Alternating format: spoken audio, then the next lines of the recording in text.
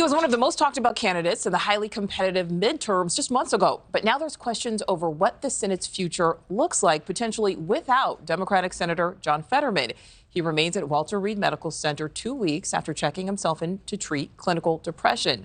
And as he recovers, some Republicans in his home state are starting to question whether he can continue and how it could impact upcoming Senate votes.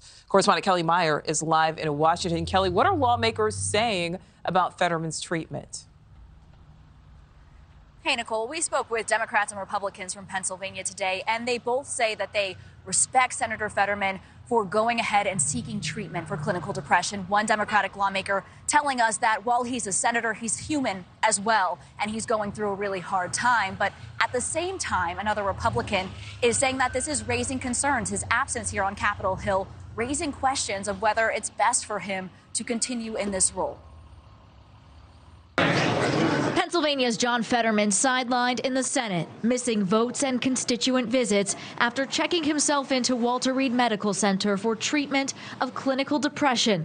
The freshman senator now 2 weeks off the Hill. His office says it will be weeks before he can return to work. This week, aides sending their first update since announcing his hospitalization, writing, quote, "John is doing well, working with the wonderful doctors, and remains on a path to recovery." Fetterman out of the mix in the Senate, leaving Democrats with a slim 50-49 majority. With a series of crucial votes in the coming weeks on the president's budget and on hot-button issues like how to address rising crime. An extended hospital stay means that Democrats who hold a razor-thin majority could lose those votes, with the president's priorities taking a hit.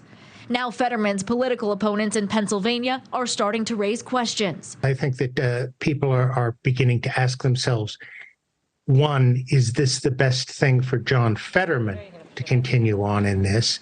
And two, other than a reliable party line vote, what kind of heavy lifting is he prepared to do on behalf of the state? Pennsylvania Democratic Governor Josh Shapiro saying this week that there is no contingency plan in place should Fetterman step down. And so far, there is no public pressure from other Democrats to push him out or replace him. Is there a concern that he won't be able to complete his full term? I don't think so. I think it's just about him adjusting and finding that new normal. Experts say there is no way to know exactly how long the senator will be sidelined. The length of the recovery can be a little bit difficult to predict, but it usually is a matter of weeks, sometimes a little bit longer than that. 1/3 of stroke survivors experience depression.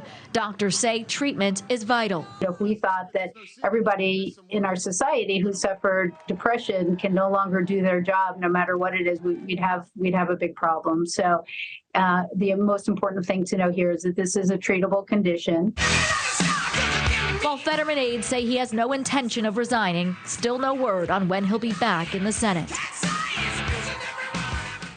And late today, Nichole, Senator Dianne Feinstein, another Democrat from California, shared she's been hospitalized with the case of the shingles. She says she expects to be back later this month, but that means that the Senate is back to a tie.